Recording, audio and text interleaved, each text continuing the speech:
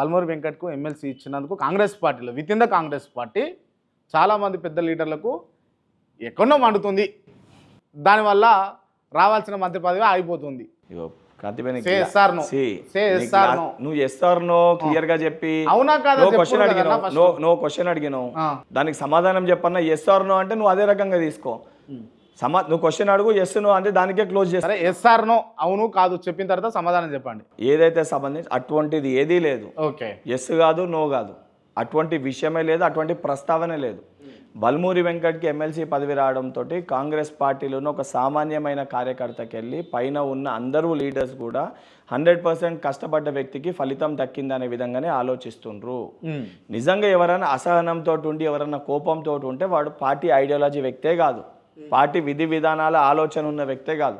ఎందుకంటే బల్మూరి వెంకట్ని ఎమ్మెల్సీగా నియమించడం అనేది, ఎమ్మెల్సీగా అవకాశం కల్పించడం అనేది ఇక్కడ ఉన్న పిసిసి అధ్యక్షులు, ఆ రోజున్న పిసిసి అధ్యక్షులు, ఈ రోజున్న మన గౌరవ ముఖ్యమంత్రి రేవంత్ రెడ్డి గారు, సిఎల్పి నాయకులుగా ఉన్న ఈరోజు ఉప ముఖ్యమంత్రిగా ఉన్న బట్టి విక్రమార్క గారు, అదేవిధంగా వర్కింగ్ ప్రెసిడెంట్ ఈరోజు పిసి ప్రెసిడెంట్గా ఉన్న మహేష్ కుమార్ గౌడ్ గారు, మంత్రివర్గంలో ఉన్న మంత్రులు అందరూ కలిసి ఏకాభిప్రాయంతో నిర్ధారించి పంపించిన పేర్లలో బల్మూరి వెంకట్ పేరు పంపించారు. నిజంగా కష్టపడ్డ ఒక కార్యకర్త పేరు పంపించారు. పాపం ఎన్నో కష్టాలు పడ్డాడు, ఎన్నో బాధలు అనుభవించిండు. ఉప ఎన్నికల్లో కూడా పోటీ చేసారు. జనరల్ ఎలక్షన్స్లో టికెట్ ఇస్తామని చెప్పి కూడా ఇవ్వలేదు.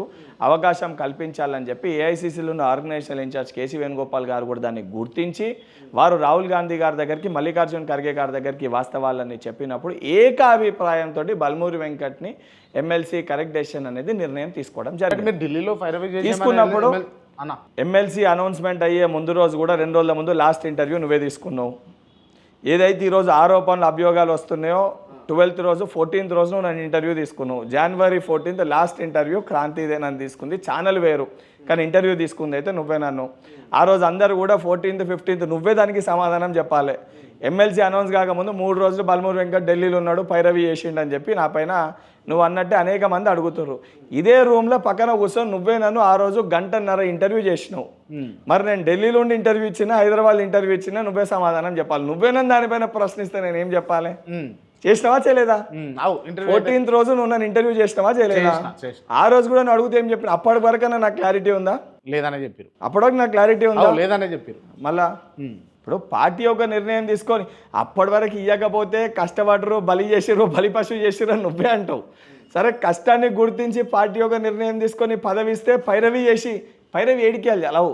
నేను చేసిన పైరవి ఒకటి ఏదైతే ఎన్ఎస్యూ రాష్ట్ర అధ్యక్షునిగా నేను ఉన్నప్పుడు నా పోస్ట్కి, నా పొజిషన్కి, నా రెస్పాన్సిబిలిటీస్కి, నా డ్యూటీస్కి నేను ఏ రోజు ఎవరిని అడగకపోతుండే. ఒక ఇష్యూ నా దృష్టికి వస్తే వీళ్ళని అడగన్నా, ఈ రకంగా వెళ్ళగలుగుతామా, ఈ రకంగా వెళ్ళలేమా, దీనిపైన ఈ రకంగా ఫైట్ చేయన్నా, కోర్టులో కేసు వేయన్నా వేయొద్దా అని ఆలోచించకపోతుండే. ఇది నా బాధ్యత, దిస్ ఈజ్ మై రెస్పాన్సిబిలిటీ, ఈ రెస్పాన్సిబిలిటీ నేను ఫుల్ఫిల్ చేయాలి.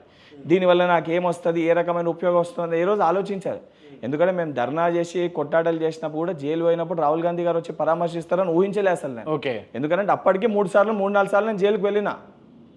అప్పటికి 3-4 టైమ్స్ ఉంది, అదేం ఫస్ట్ టైం కాదు. ఓకే, కొట్లాటలు ధర్నాలు చేసిన 2015 ఏప్రిల్ 15 ఎన్ఎస్యూ రాష్ట్ర అధ్యక్షుడు అయినప్పుడు, అదే ఆగస్టు 26th రోజు 2015 నా పైన మొదటిసారి 6 కేసులు బుక్ అయినాయి.